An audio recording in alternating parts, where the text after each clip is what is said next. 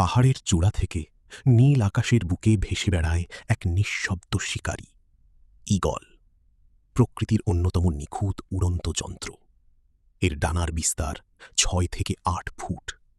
এই বিশাল ডানা মেলে যখন সে আকাশে ভাসে, মনে হয় আকাশটাই তার রাজ্য। কিন্তু শিকারের সন্ধান পেলেই মুহূর্তেই বদলে যায় সব। পাথরের মতো নিচে ঝাঁপিয়ে পড়ে সে। ডাইভের সময় তার গতি পৌঁছে যায় ঘন্টায় ১২০ মাইল পর্যন্ত।